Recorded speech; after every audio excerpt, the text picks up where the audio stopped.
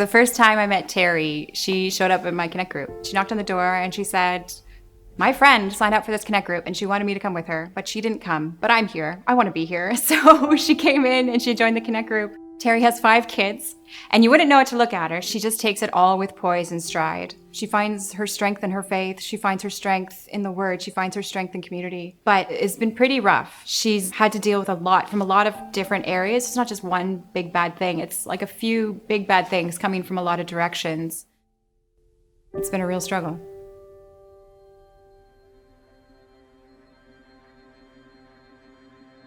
So we'd been looking for a house for a bit, and I had all these dreams and visions in my head of the things that I would do and how I would turn it from what it looked like. So we were just going about day-to-day life, and then the hopefulness and the anticipation started to get heavy, and I just kept feeling like God kept saying to me, if you take care of my house, I'll take care of your house.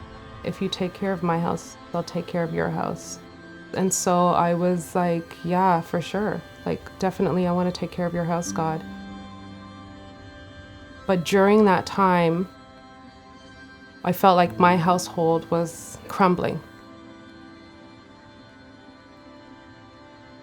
I remember it was the night of Vision Builders, and we were pledging and just walking by faith on what we were going to sow into a house for our church.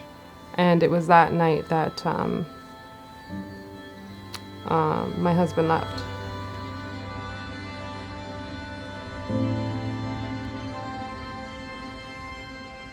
It was all very surreal, and I think that's when things came to a halt.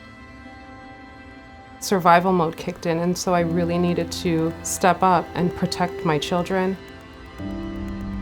I was upstairs in my room, and then I heard like all the commotion, like a herd of elephants coming up the stairs, and Mommy, Mommy, Mommy, the house is flooding, the house is flooding. So I came down the stairs and there was just like a gush of water just pouring into the main level, just pouring, like just water, like I could stand in the water, like I was standing in a stream.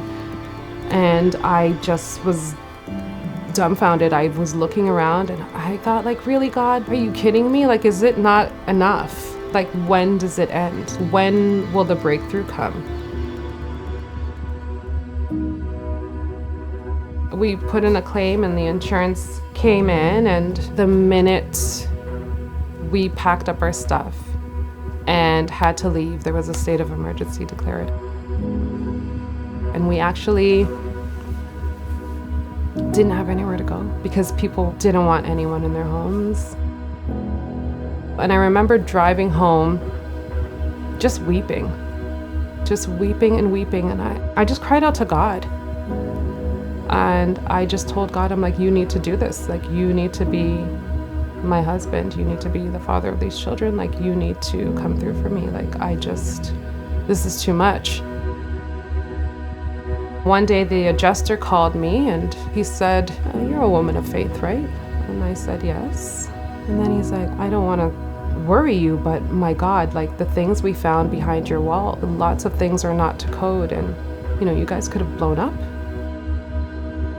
Finally, when we came back, there were still things that, of course, the insurance, they'll only touch what the flood caused. And I have never seen boxes like right up to the ceiling, like just boxes everywhere. There was just no living space. The electrical was just an issue. There were plugs coming out, pot lights falling, lights were chipping in and out. Like, I didn't know what was going on. So it was just like one more thing, here we go again. I remember Marie going, how are you doing this? Do you want me to get some people to come and help? A lot had happened, and I was very guarded. Like, who could I trust to come into this space with these children that I'm like trying so hard to protect? What were they gonna think? And was I gonna be judged? I realized I just wasn't ready. And so I just decided that I was just gonna keep it moving. So I just tried to get the word into my head and into my heart. And the more I read, the more at peace I felt that, God is gonna take care of me, because this is what it says in his word. He said that he'll never leave me or forsake me. He has good plans for me, plans to prosper me and make me a hope and a future. I think it was my day-to-day prayers until it was Christmas time that was rolling around. I looked around and I'm like, I still have so much stuff to do. I actually can't do this on my own. One day I just cried out to God. I was like, I need you to send help.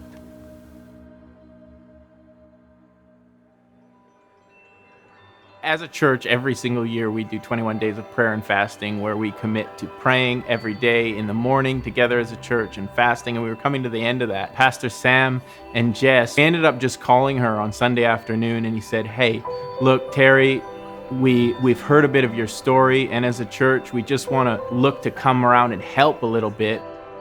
We've brought in a contractor to do some of the work, fixing up the ceilings and the bathroom. We're bringing in a team of volunteers, our church family, to just help organize and set up the place and clean it up a little bit. I just felt at this time like we're all called to serve, and I've been provided for. Like I want to also help provide for somebody else. I mean, it's amazing that through everybody's contributions and what the church has done, we even have the funds and the resources to do this for somebody else. As parents trying to provide for our kids, owning a home or having a dwelling and needing the help. It really goes beyond the practical of how much this will speak to Terry and her family. We need to encourage one another. We need to look out for one another. We need to support one another. This is the action part of God. We can be the hands and feet for Him to bless Terry, to bless people like Terry, to bless our members like Terry. The Bible says that we need to weep with those who are weeping and we need to rejoice with those that are rejoicing. And as a church family, when one part of the body is hurting, the whole body's hurting.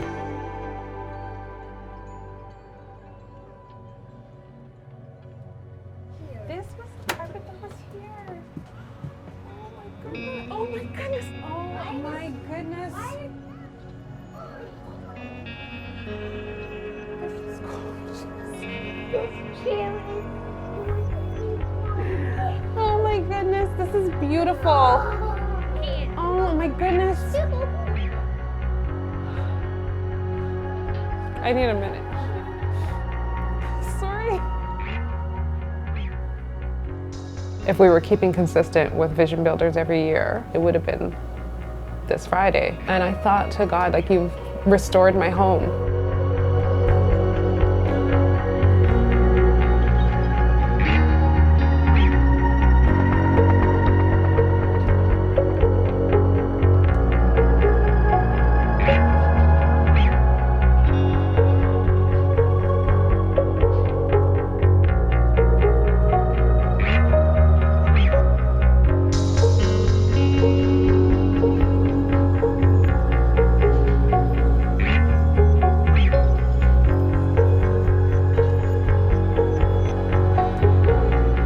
Years ago, on the day,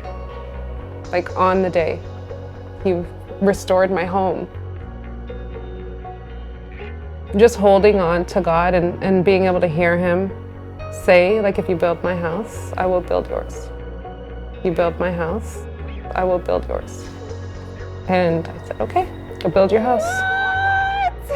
And then seeing things fall apart, but holding on anyway. There's no better way.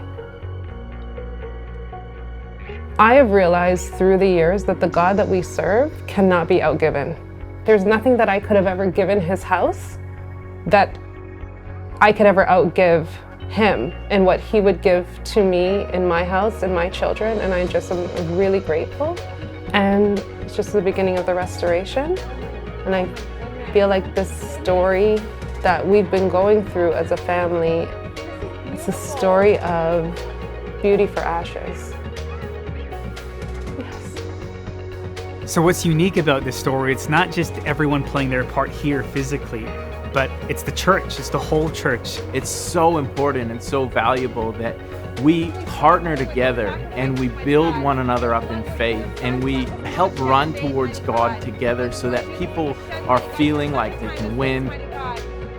It's a part that you don't see, but is so essential to make sure that the mission and the work of Jesus is done, especially with this house and Terry's story. So, church, thank you so much for your generosity and for the part you play.